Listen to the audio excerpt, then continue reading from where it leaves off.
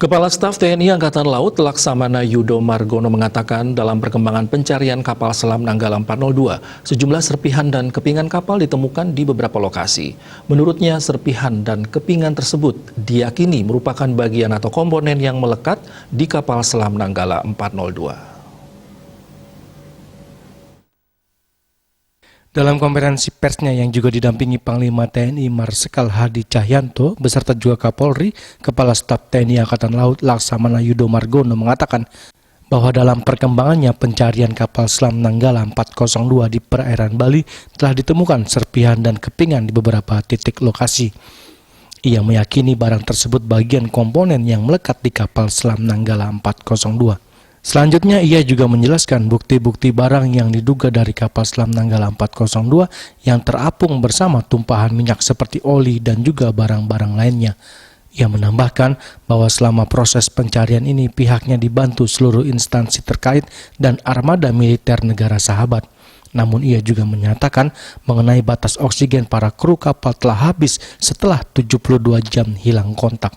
TNI AL bersama Polri, Basarnas, KNKT, dan BPPD, serta aset-aset negara sahabat seperti Australia, Amerika Serikat, Singapura, Malaysia, telah berupaya dan semaksimal mungkin untuk mencari keberadaan KRI Nanggala 402. Kapal selam di situ. Kemudian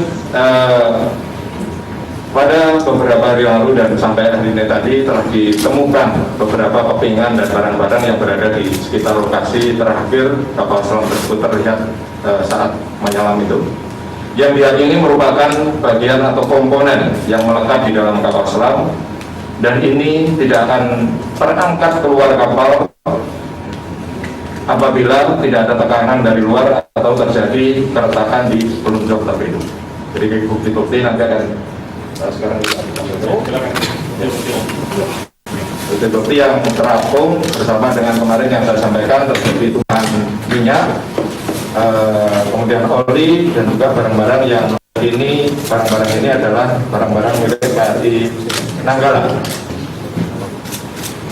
dan barang-barang ini tidak dimiliki oleh umum dan di sekitar radius 10 mil tidak ada kapal lain yang melintas, sehingga dan dari para ahli dalam saksi ahli dalam hari ini adalah mantan ABK KRI Nanggala dan juga komunitas kapal selam, diyakini bahwa ini adalah barang-barang milik KRI Nanggala.